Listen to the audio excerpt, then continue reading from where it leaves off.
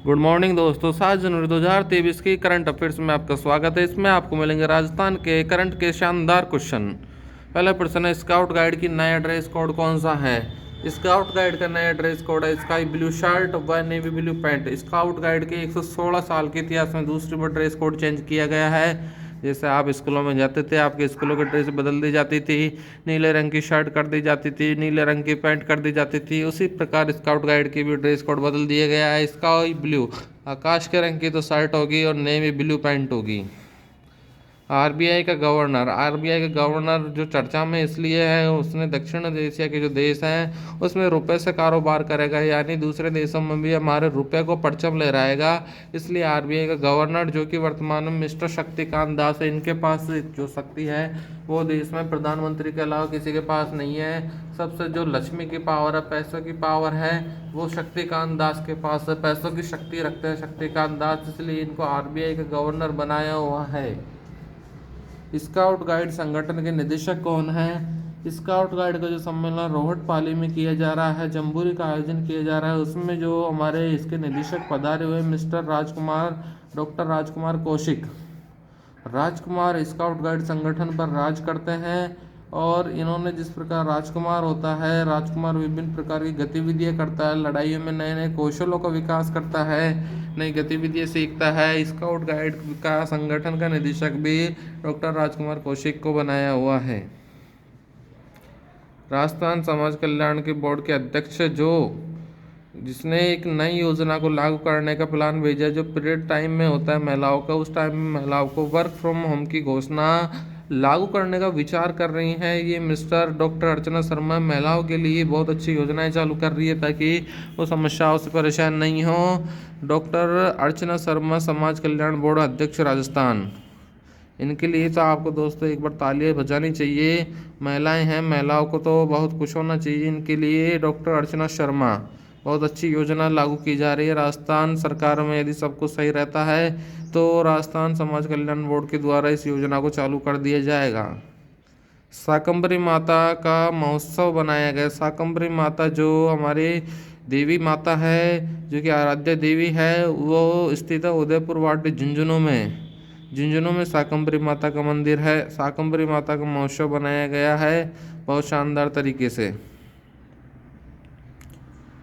हाल ही में बनाया उदयपुर वाटी झुंझुनू में स्थित। जोजिला दर्रा कहाँ स्थित है? जोजिला दर्रा काफ़ी बार एग्जाम में पूछा जाने वाला क्वेश्चन है। जोजिला दर्रा स्थित है श्रीनगर में। बड़ी खतरनाक दर्रा है और इसमें सबसे अच्छी बात दोस्तों इसलिए फेमस है क्योंकि इसमें बर्फ़ ही बर्फ़ की वादियाँ हैं। बर्फ़ में यदि आपको घूमना जाना है, जोजिला दर्रा में जाइए। और इस टाइम इसमें घूमने के रास्ते हमारी जो फोर्स है, आर्मी है, आर्मी के द्वारा अभी भी चालू कर रखे हैं रास्ते। ऐसी आधुनिक मशीन चालू हो चुकी है जिससे जोजिला दर्रा के अंदर आप भीषण बरसातों में भीषण जो बर्फ़ गिरती है उसमें भी जा सकते हो। सियोम पुल चालू किया गया। सियोम पुल अरुणाचल प्रदेश में स्थित है। अरुणाचल प्रदेश में अभी इसको चालू किया गया है, जो कि देश की भलाई के लिए, देश की रक्षा के लिए सियोम पुल का निर्माण किया गया था। ये अब चालू हो चुका है अरुणाचल प्रदेश में। मेनार व बड़वई जलाशय अत्यंत फेमस पर्सन है, अत्यंत इम्पोर्टेंट पर्सन है।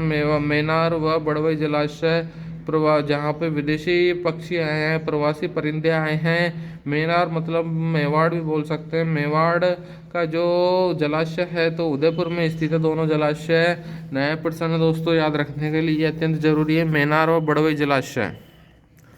काकरापार यूरेनियम परमाणु संयंत्र स्थित है। कई बार एग्जामों में पूछा गया है, राजस्थान की और भारत की एग्जामों में जो पूछा जाता है, काकरापार यूरेनियम परमाणु संयंत्र काकरापार स्थित है तापी नदी पर। तापी नदी पर स्थित है और तापी नदी स्थित है गुजरात में।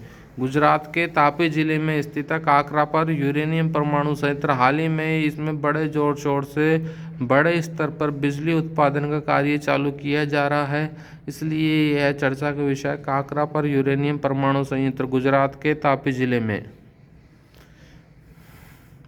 शिक्षा मंत्रालय की परफॉर्मेंस ग्रेडिंग रैंकिंग में नंबर 1 कौन सा जिला घोषित किया गया है?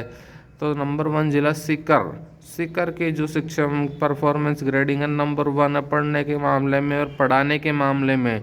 यहाँ पे टीचरों को जिस तरह स्कूलों में विद्यार्थियों को पढ़ाया जाता है टीचरों के द्वारा कि नंबर 1 स्थान ला दिया है पूरे राज्य के अंतर्गत। एक अत्यंत महत्वपूर्ण प्रश्न आपके लिए लेकर आए हैं जोशीमठ। जोशीमठ हाल ही में चर्चा का विषय है और ये भारत का अंतिम गांव भी है, अंतिम शहर भी कह सकते हैं इसको, जो कि उत्तराखंड में स्थित है। उत्तराखंड में भारत का अंतिम शहर है जो कि ग्लेशियर के ऊपर बसा हुआ है। ग्लेशियर के ऊपर बसा हुआ है मोरैन। मोरैन के बारे में बता दूं आपको, ज्योग्राफी का क्वेश्चन। मोरैन वह जगह होती है जो ग्लेशियर के ऊपर होती है। ग्लेशियर के ऊपर लाखों टन मिट्टी पत्थर के टुकड़े जमा हो जाते हैं जिनके ऊपर आप रह सकते हो, लेकिन ग्लेशियर है, बर्फ़ है, एक ना एक समय में पिघलेगा। तो ग्लेशियर पिघलता है तो खिसकता अपने जगह से, तो धीरे धीरे खिसक रहा है। यहाँ पे क्या अनेक गतिविधियाँ हो रही हैं चट्टानों में। यहाँ पर विभिन्न प्रकार की सुरंग बनाई जा रही है। इन सुरंग को बनाने के कारण इधर जो ग्लेशियर है सरक रहा है, जिससे जोशीमठ भी अपने आप में सरक रहा है। मकानों में दरार आ रही है और एक दिन ऐसा आएगा कि पूरा का पूरा शहर डूब जाएगा। भारत चीन सीमा पर स्थित है यह है जोशीमठ, जो कि सामरिक और ऐतिहासिक दृष्टि से अत्यंत महत्वपूर्ण है। इस प्रकार दोस्तों आपके आज के 10 क्वेश्चन थे इम्पोर्टेंट। बार बार रिवाइज कीजिए, सुनिए, इनको सुनते रहिए। Thank you.